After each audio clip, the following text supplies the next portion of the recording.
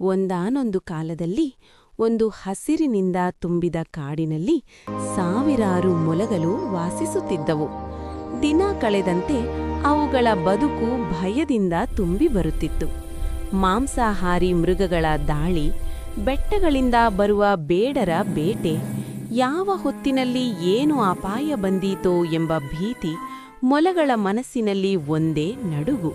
ಕೊನೆಗೆ ಕಂಗೆಟ್ಟ ಅವೆಲ್ಲ ಸೇರಿಕೊಂಡು ಒಂದು ದುಃಖದ ನಿರ್ಧಾರ ಮಾಡಿತು. ಇಷ್ಟು ಭಯದಲ್ಲಿ ಬದುಕುವುದಕ್ಕಿಂತ ಒಂದೇ ಸಲ ಕೆರೆಯಲ್ಲಿ ಧುಮುಕಿ ಮುಗಿಸಿಬಿಡೋಣ. ಭಾರವಾದ ಮನಸ್ಸಿನಿಂದ ಮೌನವಾಗಿ ಅವೆಲ್ಲ ಕೆರೆಯತ್ತ ಹೆಜ್ಜೆ ಹಾಕಿತು. ಪ್ರತಿಯೊಂದು ಹೆಜ್ಜೆಯೂ ಮರಣದತ್ತ ಸಾಗುವಂತೆ ಕಾಣುತ್ತಿತ್ತು.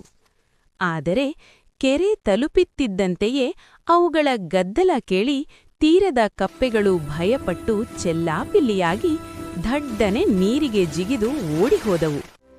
ಇದು ಕಂಡ ಮೊಲಗಳ ನಾಯಕ ನಕ್ಕುಕೊಂಡು ಹೇಳಿದನು, ನಾವು ಎಷ್ಟು ದುರ್ಬಲರಂತ ಯೋಚಿಸಿದ್ದೇವೆ. ನಮ್ಗಿಂತಲೂ ಹೆಚ್ಚು ಭಯಪಡುವ ಜೀವಿಗಳು ಈ ಜಗತ್ತಿನಲ್ಲಿವೆ. ಆ ದಿನ ಮೊಲಗಳು ಕಲಿತವು, ನಿನ್ನ ಕಷ್ಟವೇ ದೊಡ್ಡದು ಅಂತ ಅಂದುಕೊಳ್ಳಬೇಡ.